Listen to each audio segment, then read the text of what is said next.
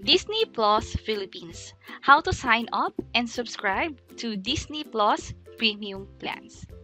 And kung first time mo sa channel na to and gusto mo pa ng mga online tutorial videos katulad nito, please click the subscribe button. In this video, ang gagawin natin is magsusubscribe tayo dito sa Disney Plus. And ang maganda dyan is hindi mo na kailangan gumamit ng VPN para mapanood yung mga movies or series na meron sa Disney Plus. Ngayon, meron dalawang plan na ino-offer dito sa Disney Plus, dito sa Philippines. Merong mobile and meron ding premium. Meron na kaming step-by-step tutorial guide kung saan nag-sign up kami or nag-subscribe sa mobile. Ngayon naman, ang gagawin natin is yung sa premium. Ang malaking kaibahan ng dalawa is of course yung sa presyo niya, yung quality ng video, kung saan gadget mo siya pwede magamit. Sa premium, pwede mo kasi magamit sa TV, sa computer. And also, ilang tao yung pwedeng manood ng sabay-sabay.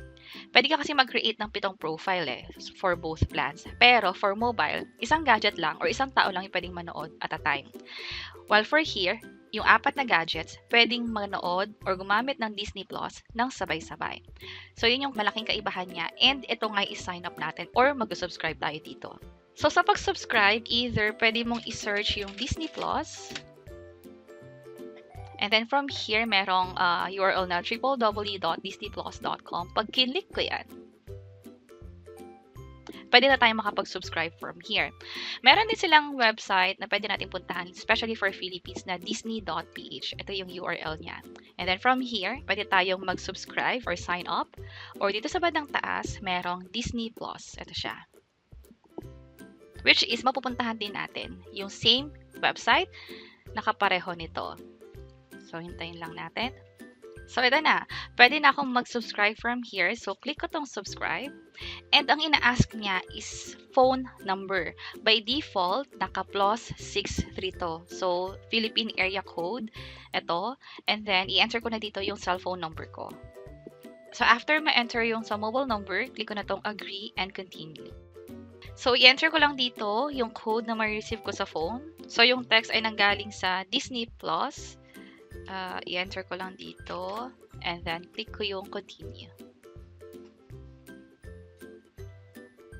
Pwede ako mag-link ng email address dito sa account na to. So, i-enter ko na dito yung email address ko.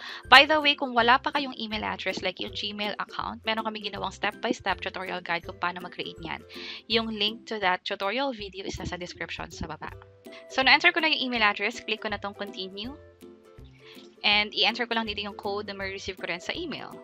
So, ito yung na-receive kong email from Disney Plus, code at notification.apps.disneyplus.com. So, enter ko lang to.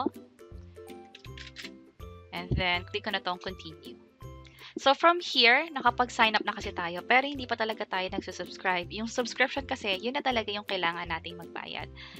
And dahil ang gamit ko ngayon is yung sa web version or yung computer ko, ang option natin is premium kaagad. Meron dalawang option for premium, yung plan na pang 1 month or pang 1 year. In the long run, mas makakatipid ka sa 1 year. Pero kung gusto mo munang i-test or subukan yung Disney Plus, pwede mo na yung 1 month. And then, let's see na lang kung pwede natin siyang i-upgrade afterwards. Before tayo mag-proceed dito, mahalaga na basahin din natin tong nasa baba. Andito kasi yung sa cancellation, yung mga availability. Like for this one, depende kasi sa subscription plan natin. Makikita yung mga features kung available ba.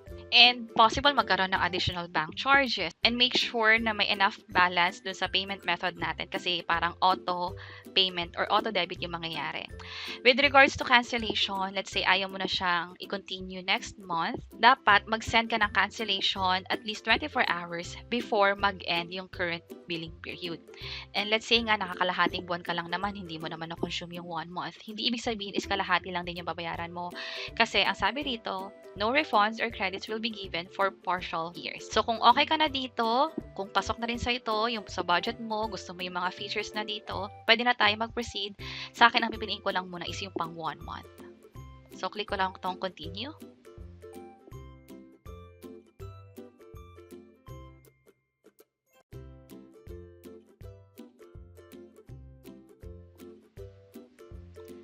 So, after ko i-click yung continue, nasa payment method na kasi ako. Nagkakaroon ako ng issue sa page na to. Wala kasi nag-appear.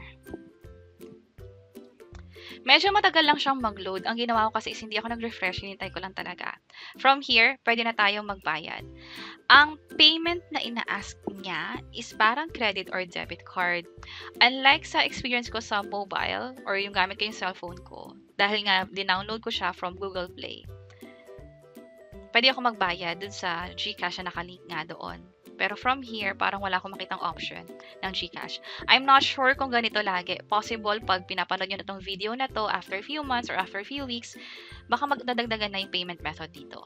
And also sa inyo, kung sakaling iba pala yung nakikita ninyo, kasi sa akin ina-expect ko baka pwedeng online banking or wallet, hindi ganun yung nakikita ko ngayon. But for now, proceed ako, meron naman akong card sa Union Bank, yun yung gamitin ko for this payment. And yung card ko sa Union Bank is a Visa card. So, enter ko lang dito yung card number and yung the rest ng info na ina-ask. So, nakompleto ko na. Click ko na tong Pay Securely.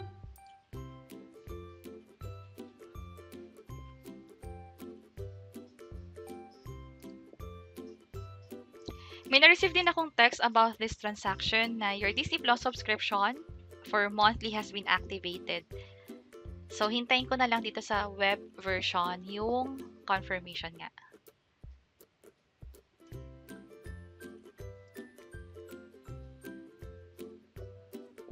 So, hindi ko siya i-refresh kahit anong mangyari, kahit white screen pa lang. Hintayin lang din natin katulad nung sa kanina.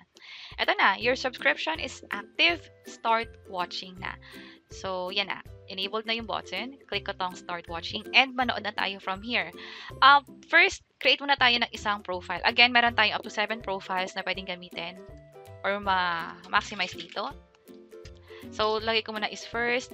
Pwede kong i-set up din yung content rating na pwedeng mapanood for this profile. Like, kung gusto mo i-control to sa G or yung mga pang-batang content. Kung gusto mo ring i-set yung parental lock, pwede din. Pero sa akin, hindi ko muna siya gagawin. Try ko na tong create yung profile.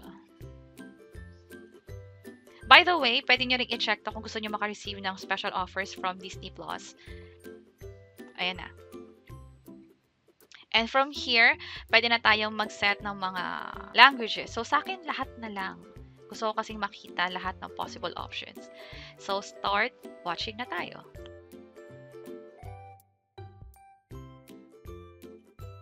So, hintayin lang talaga natin. Medyo matagal lang siyang mag-load. Hindi ko alam kung sa internet connection ko ba o sa mismong website. Ito na, Disney Enchanted. Namili siguro tayo ng isa na pwede nating panoorin. Siguro try ko ng isang originals. And try nating mag-watch ng isa.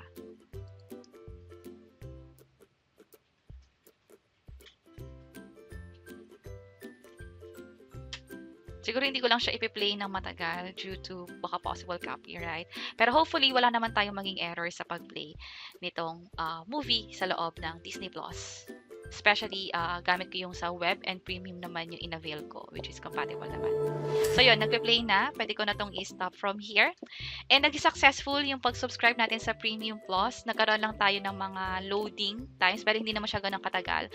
Sa succeeding videos, itetest naman natin to sa iba't ibang mga devices. Like sinabi, up to 4 concurrent watching. So, itry natin yan. I-check nyo na tong video sa baba para sa experience na yan. And this is Media Tech Library. See you sa next videos. Bye-bye!